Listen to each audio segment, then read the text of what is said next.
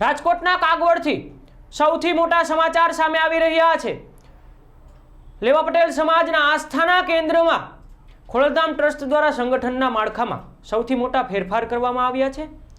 પૂર્વ મુખ્યમંત્રી આનંદીબેન પટેલના પુત્રી અનાર પટેલને હવે ખોડલધામ સંગઠનની કમાન સંભાળી છે। ત્યારે અનાર પટેલે આભાર માનતા શું કહ્યું, આવો સાંભળીએ। કે આટલી મોટી એક જવાબદારી મને આપી છે અને જે વિશ્વાસ એમણે મારામાં મૂક્યો છે એ વિશ્વાસને હું ડગવા નહીં દઉં। અને મને એનું પૂરું ભાન છે કે આ નાનું પદ નથી।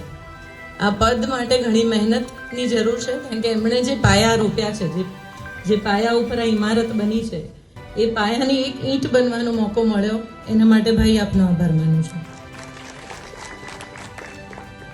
સંગઠન કેમ ભાઈએ તો ઊભું કર્યું અને કેટલા બધા વર્ષો પછી આપણે આટલો સરસ એક કાર્યક્રમ કરી શક્યા। અમે છેલ્લા 8 મહિનાથી અમારી ટીમ, એવું કહીએ તો સંગઠનની અમારી ટીમ, એમાં જેનીબેન ઠુમર, ગોપાલભાઈ રૂપાપરા, હસમુખભાઈ લુણાગરિયા, મનોજવાની કોશિશ કરી। અને એ જ્યારે લાગણીઓ અમારા સુધી આવી ત્યારે અમને એમ લાગ્યું કે ક્યાંક કઈ વસ્તુથી એકબીજાને કનેક્ટ આપણે કરી શકીએ। અને એટલા માટે જવાબદારી ભાઈએ બી કીધું, આગળ પણ બધાએ કીધું કે જવાબદારીઓ બદલાતી રહેશે। કાલે આપણી જગ્યા પર કોઈ બીજું આવશે અને આપણે ખુશી ખુશી નવા લોકોને આપણે તૈયાર કરશું અને એ જ નવા લોકો આગળ આપણું નવું ભવિષ્ય ઊભું કરશે। તો આ તો સમાજ છે ને, આ કોઈ પાર્ટી નથી, આ સમાજ છે। અને સમાજ જ્યારે હોય ત્યારે હંમેશા તાંતણા જોડાતા હોય। આપણે બધા એક તાંતણાથી બંધાયેલા છે, જે તાંતણો કદાચ જોવા બી નથી દેખાતો બી નથી, એવા તાંતણાથી બંધાયેલા છે। અને એક એવા સમાજ માટે બંધાયા છે જે આપણો પોતાનો છે, જેણે આપણને જન્મથી કંઈક આપ્યું છે। લિનિયેજ આપણા બાપ દાદાઓથી લઈ અને અત્યાર સુધી હું કદાચ સામે ઊભી છું, પણ મારા કેટલા બધા બાપ દાદાઓ અને કેટલા બધા જન્મો પછી કદાચ મને આ સમાજે કંઈક આપ્યું છે। અને એ સમાજ આપણને બોલ્યા ચાલ્યા વગર રોજ જ આપે છે। એ સમાજ માટે આપણને આજે આ હોદ્દો મળ્યો છે અને એમાં આપવાનું જ છે, એમાં કશું લેવાનું નથી। આજે આપણને એમ લાગે કે હું પ્રમુખ છું ને કન્વીનર છું ને પછી હું સહકન્વીનર છું, એ આપવા માટે જ છે, લેવા માટે નથી। હોદ્દો કદાચ આપણે કોઈનો દુરુપયોગ, એ હોદ્દાનો દુરુપયોગ કરીને આપણે કરી કાઢ્યું હોય કોઈ વાર સમજ વગર બી અને સમજ સાથે પણ હવે પછી આપણે આ હોદ્દો, જ્યાં આપણને જે હોદ્દો આપણને મળ્યો છે, એ હોદ્દાને આપણે એની રૂએ, એને જે શોભા દે, એનો જે પ્રોટોકોલ હોય, એના જે નિયમો હોય, એ નિયમો પ્રમાણે આપણે હોદ્દાને નિભાવીશું અને તો જ આ સમાજને આપણે કંઈક પાછું આપી શકીશું। એટલે સંગઠન છે ને એક વિચાર છે। ભાઈએ જો આખો ખોડલધામ ટ્રસ્ટ ઊભું કર્યું, તમે વિચારો કે માની ભક્તિ અને એકતાની શક્તિ, આ સૂત્ર બરાબર ને, ભક્તિથી એકતાની શક્તિ। અને ભક્તિ જ્યાં હોય ને ત્યાં હૃદય ચોખ્ખું હોવું જોઈએ, ત્યાં કોઈ સ્વાર્થ ના હોવો જોઈએ, અહીંયા મન ના ચાલવું જોઈએ, હૃદય ચાલવું જોઈએ। અને એ હૃદય કે મારા નીચેના, સૌથી નીચેની વ્યક્તિ સુધી, પરિવાર સુધી, કે જ્યાં આપણી જરૂર છે, ટ્રસ્ટને જરૂર છે, એ ત્યાં સુધી આપણે ના પહોંચીએ ને તો આ સંગઠન કોઈ કામનું નથી।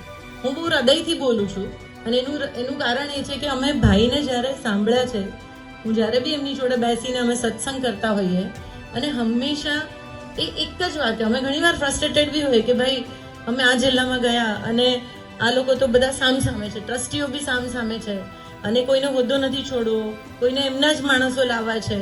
અને પછી એવું બી કહે કે નવા લોકોને અમે પ્રયત્ન કરીએ તો એવું કે તમારે જિલ્લો પતાવી દેવો છે।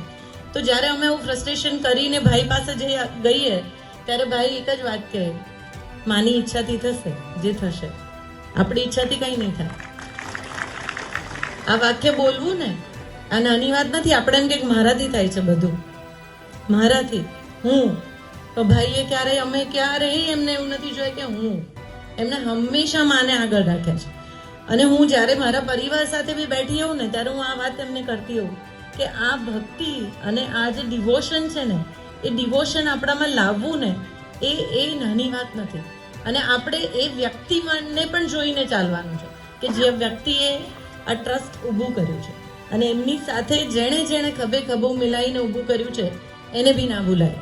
કારણ કે આપણને નથી ખબર કે એમની આ વર્ષ પછી કદાચ આ હોદ્દો અમને મળ્યો, આ હિસ્ટ્રીમાં કોણે અને કેટલા લોકોએ ક્યાં ટેકો આપ્યો છે ભાઈને, એ ટેકા માટે બી આપણા દરેકની અંદર એક ગ્રેટિટ્યુડ બી હોવું જોઈએ। એટલે આપણને ઘણીવાર આ ફ્રસ્ટ્રેશન હોય છે, નાની નાની વ્યક્તિઓને હું મળતી હોઉં ત્યારે ફ્રસ્ટ્રેશન હોય, પણ આપણે ભૂલી અને ફક્ત સમાજ માટે એક થઈએ અને સંગઠિત થઈશું ને તો જ ઇતિહાસ રચાશે.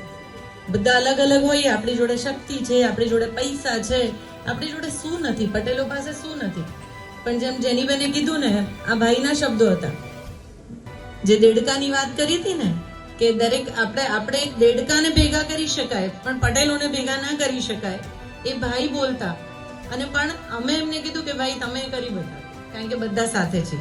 અને આજે આટલા બધા આપણા કાર્યકર્તાઓ આખા ગુજરાતમાંથી બધા સાથે આવે છે, એ જ દેખાડે છે કે આપણા ત્યાં કેટલું બધું કામ નીચેના ગામ સુધી થયું છે અને હજી પણ કામ ઘણું બાકી છે.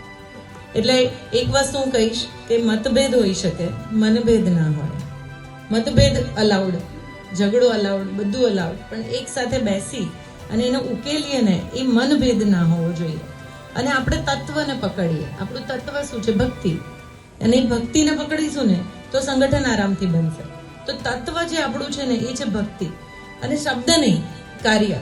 અમે જ્યાં સુધી તમારા સુધી નહીં પહોંચીએ ત્યાં સુધી તમને એમ લાગશે કે બેન બી બોલે છે, પણ નીચે સુધી અમારી તાલુકા સુધી અમારી સંગઠન ટીમ એટલી મજબૂત છે કે બધા રેડી છે કે આપણે તાલુકા ગામ સુધી પહોંચશું જો આપણને વ્યવસ્થિત રીતે આપણે એક સિસ્ટમ ઊભી કરીશું તો શબ્દ નહીં, આપણે કાર્યથી વ્યક્ત કરીએ.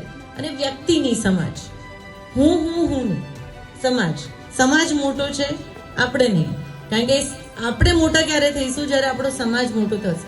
આપણી ઓળખ શેનાથી છે? આપણે આપણી જોડે જિલ્લા કન્વીનર આવ્યું કે આપણે અધ્યક્ષ બન્યા કે આપણે ટ્રસ્ટી બન્યા, આગળ શું લખાયું? ખોડલધામ. તો આપણા માટે ખોડલધામ જ મહત્વનું છે.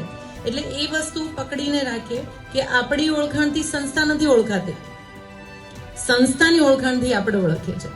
અને છેલ્લે એક વાત એ કરીશ, એક સ્ટોરી મને કહેવી છે, કારણ કે આ સ્ટોરી મને મારી મમ્મીએ કીધેલી, એ જ્યારે એજ્યુકેશન મિનિસ્ટર હતા ત્યારે. તો એમણે કીધું કે હું એકવાર એક મ્યુનિસિપલ સ્કૂલમાં ગયા અને રેન્ડમ વિઝિટ હતી, કારણ કે મ્યુનિસિપલ સ્કૂલની ઠેકાણું ના હોય તો એમને એમ થયું કે ભાઈ ચાલો આજે મ્યુનિસિપલ સ્કૂલમાં રેડ પાડીએ. અને એ ત્યાં ગયા અને મ્યુનિસિપલ સ્કૂલમાં જ્યારે ગયા તો રિસેસ હતી અને બધા નાના નાના બચ્ચાઓ રમતા હતા. તો એ બધા ક્લાસરૂમમાં ફરીને જોયું કે ભાઈ કયા ક્લાસરૂમની સ્થિતિ શું છે. તો એક ક્લાસરૂમમાં બહુ બધા બાળકો બેઠા હતા અને જે બધા બાળકો બેઠા હતા એમાંથી એક દીકરો સામે બેઠો હતો અને બાકીના બધા બચ્ચાઓ બેસીને લખતા હતા. એટલે મમ્મીએ એમને પૂછ્યું કે બધા અહીંયા શું કરો છો? તમારે તો રિસેસ છે, તો રિસેસમાં તમે બધા જાઓ. તો બધાને વતી એક દીકરાએ જવાબ આપ્યો કે અમે બધાએ લેસન નહોતું કર્યું ને, હોમવર્ક નહોતું કર્યું ને, એટલે અમને રિસેસમાં પતાવવાનું કીધું છે, એટલે અમે રિસેસમાં પતાવીએ છીએ. તો મમ્મીએ એ દીકરો એટલો સ્માર્ટ હતો, એને પૂછ્યું કે તું તો એવું લાગતો નથી કે તે લેસન ના કર્યું હોય, તો તે કે તું કેમ નથી કરીને લઈ આવે? તું આટલું સરસ બોલે છે, તું હોશિયાર છું. તો કે મેં તો કરીને આવ્યો છું લેસન, આ બધાએ નથી કર્યું, તો તું કેમ બેઠો છું? તો એણે કીધું કે હું મોનિટર છું, હું ક્લાસનો મોનિટર છું. એ એટલી સરસ એમણે ઘરે આવીને વાત કરી કે આજે એક નાનું બાળક અમને શીખવી ગયું કે લીડર કોને કહેવાય. લીડર એને કહેવાય કે જે છેકથી છેક પ્રશ્નનો ઉકેલ કરે, છેકથી છેક વાતને પકડી રાખે, એને મોનિટર કહેવાય. આપણે બધા મોનિટર બન્યા છે અને આપણે કેવા મોનિટર બનશું એ આપણે નક્કી કરવાનું છે, હે ને?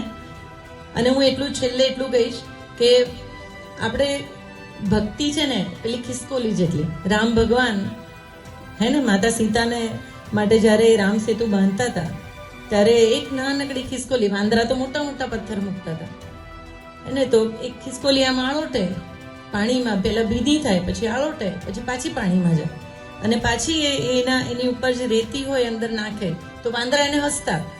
વાંદરા કે તું શું કરી લેવાની છું, તારાથી શું બ્રિજ બનવાનો છે?